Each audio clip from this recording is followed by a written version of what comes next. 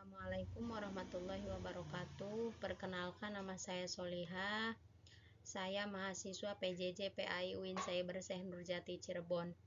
Dibuatnya video ini untuk memenuhi salah satu tugas mata kuliah bimbingan dan konseling yang bertema membantu mengembangkan potensi diri dan yang diampu oleh Ibu dosen Profesor Dr. Haji Septi Gumiandari MAG. Apa itu bimbingan dan konseling? Bimbingan dan konseling itu bimbingan dalam artian bantuan sistematis untuk individu dalam menemukan diri, mengenali lingkungan, dan merencanakan masa depan mereka agar mencapai kemandirian dan perkembangan yang optimal. Pengertian konseling ialah proses tatap muka yang terarah di masa seorang konselor yang membantu individu memecahkan masalah pribadi, yang membuat suatu keputusan dan mengembangkan strategi untuk mengatasi tantangan hidupnya. Fungsi utama bimbingan dan konseling itu ialah pemahaman diri dan lingkungan, dalam arti membantu individu mengenali kekuatan, kelemahan, minat, bakat, serta memahami kondisi lingkungan sekitar. Ada fasilitas pertumbuhan, mendorong pengembangan pribadi sosial yang sehat serta kematangan emosional dan intelektual. Penyesuaian diri, membantu individu beradaptasi dengan tuntunan lingkungan sosial, akademik, dan profesional. Yang selanjutnya yaitu penyaluran pilihan, mengarahkan individu dalam memilih pendidikan lanjutan, pekerjaan, dan jalur karir yang sesuai. Pencegahan dan penyembuhan, memberikan intervensi dini untuk mencegah masalah psikologis dan membantu penyelesaian masalah yang sudah ada. Peran konselor yang profesional, satu yaitu edukasi dan pengalaman. Konselor memiliki latar belakang pendidikan dan pelatihan khusus di bidang bimbingan dan konseling yang memastikan kompetensi profesional. Peran konselor juga membangun suatu kepercayaan, menciptakan lingkungan yang aman dan nyaman bagi konseli untuk berbagi tanpa rasa takut dihakimi. Konselor juga mendengarkan aktif, fokus penuh pada apa yang dikatakan konseli, baik secara verbal maupun non-verbal, serta memberikan dukungan empatik. Konselor juga harus memfasilitasi solusi, membantu konseli mengeksplorasi berbagai alternatif solusi dan merumuskan rencana sesuai keinginan.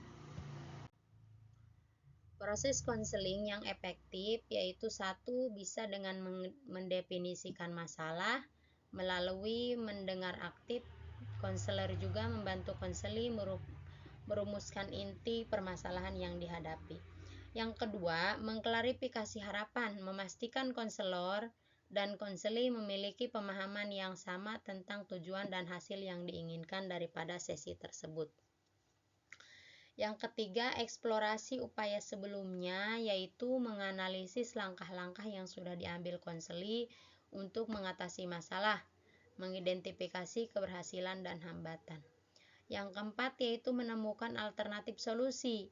Bersama-sama konselor dan konseli mengeksplorasi sebagai opsi dan strategi baru yang mungkin efektif. Yang kelima, konseling juga harus membuat komitmen.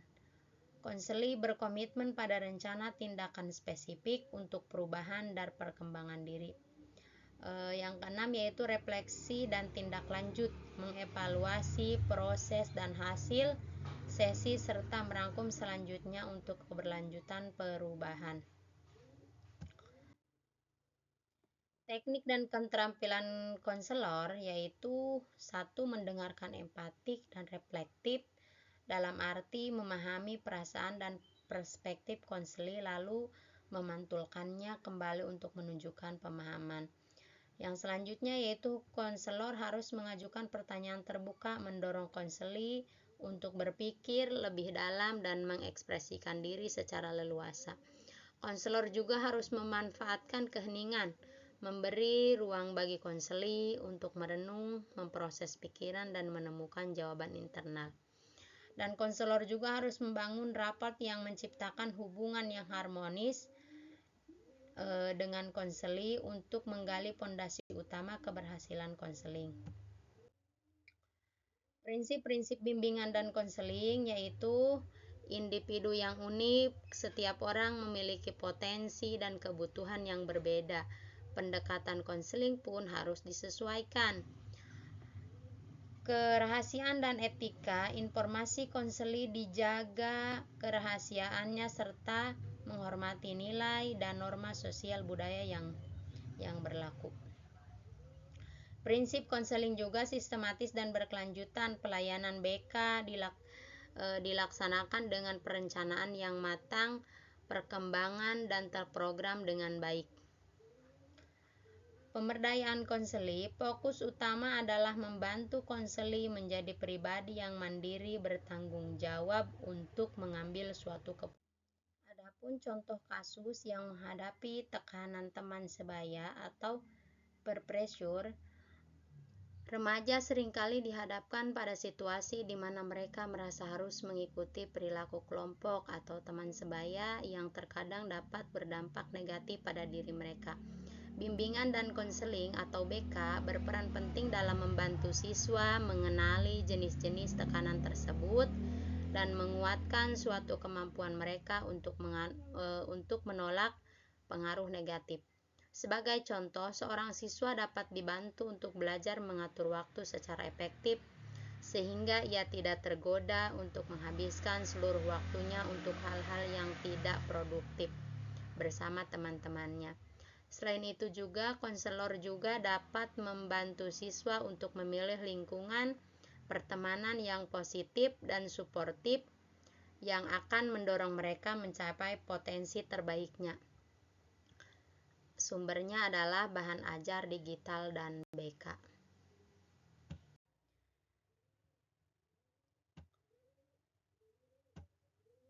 Manfaat bimbingan dan konseling di sekolah. Kesejahteraan emosional yaitu meningkatkan kesehatan mental dan stabilitas emosional siswa dan membantu mereka mengelola stres dan kecemasan. Atasi masalah belajar, memberikan dukungan dan menghadapi kesulitan akademik, motivasi belajar, dan perencanaan karir masa depan. Yang ketiga yaitu pengembangan karakter, mendorong pembentukan karakter positif, kemandirian, dan tanggung jawab sosial pada siswa. Lingkungan yang keempat yaitu lingkungan sekolah yang kondusif, menciptakan suasana sekolah yang suportif, inklusif, dan aman bagi semua siswa untuk berkembang. Adapun kesimpulan daripada materi yang sudah saya sampaikan tadi, kesimpulan bimbingan dan konseling untuk masa depan yang cerah, yaitu kunci pengembangan potensi bimbingan dan konseling adalah fondasi penting untuk mengembangkan potensi diri dan mengatasi berbagai masalah pribadi. Mitra terpercaya yaitu ialah konselor profesional yang menjadi pendamping yang berharga dalam perjalanan hidup setiap individu. Pribadi, mandiri, dan sukses, mari kita manfaatkan layanan bimbingan dan konseling untuk tumbuh menjadi pribadi yang lebih sehat, mandiri, dan meraih kesuksesan di masa depan. Itu saja yang dapat saya sampaikan, kurang lebihnya mohon maaf. Assalamualaikum warahmatullahi wabarakatuh.